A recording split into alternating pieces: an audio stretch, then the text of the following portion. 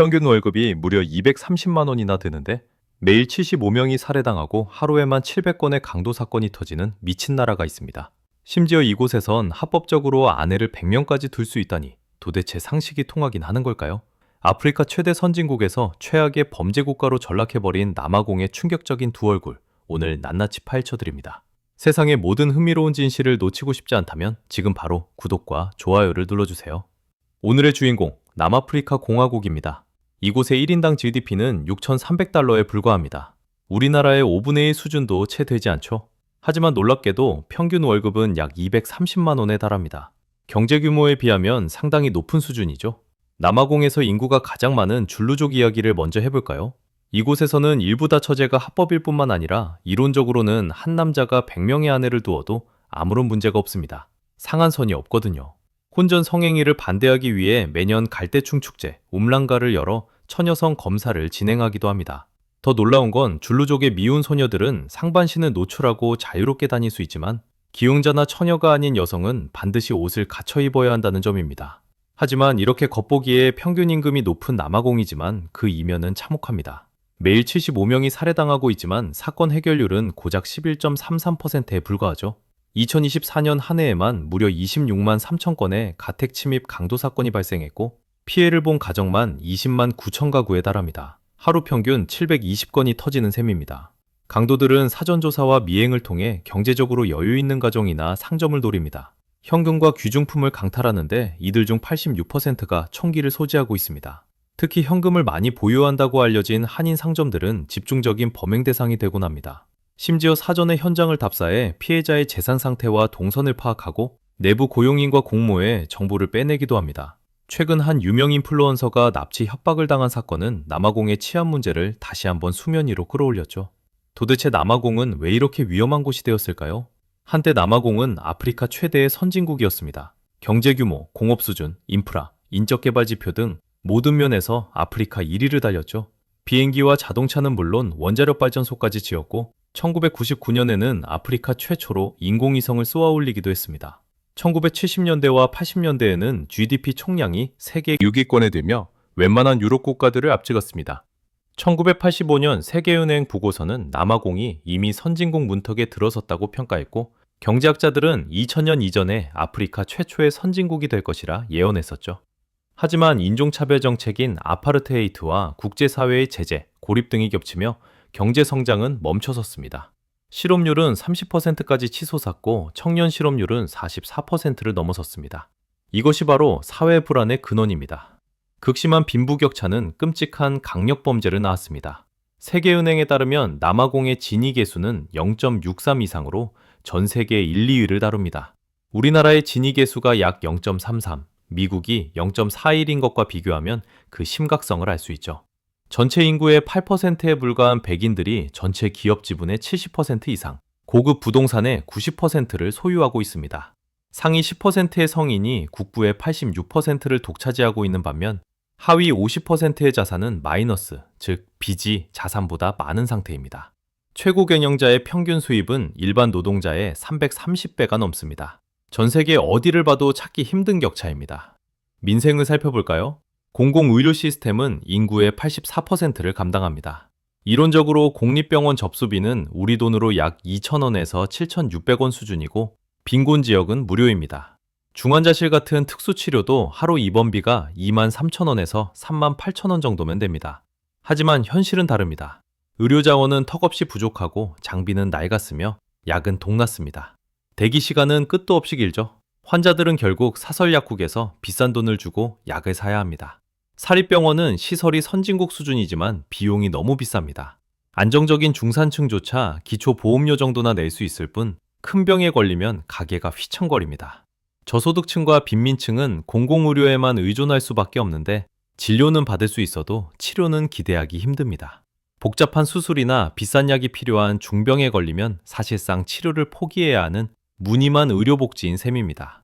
게다가 경제 불안과 높은 실업률로 세수가 부족해지면서 공공의료 시스템을 지탱할 힘이 없습니다. 대규모 재건이 필요하지만 국영펀드는 자금 유용 의혹에 시달리고 있죠. 교육은 어떨까요? 9년 의무교육을 시행하며 공립학교 학비는 무료입니다. 정부가 학비와 교재비 등을 지원하고 학부모는 교복비와 교통비 정도만 부담하면 됩니다. 공립고등학교도 학비는 무료지만 교복, 교재, 실험비 등 연간 잡비가 약 8만 원에서 24만 원 정도 들어갑니다. 저소득층은 감면받을 수 있고요. 하지만 여기서도 격차는 존재합니다. 우수한 교육 자원의 80%가 도시와 백인 거주 지역에 몰려 있습니다.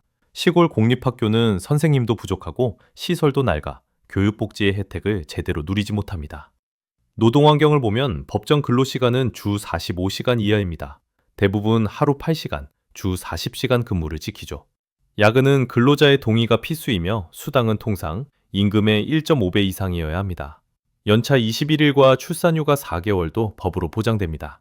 정규직이나 고소득 업종은 이 규칙을 잘 지킵니다. 아이러니하게도 가장 모범을 보여야 할 시청이나 공공부문에서 위법이 잦습니다.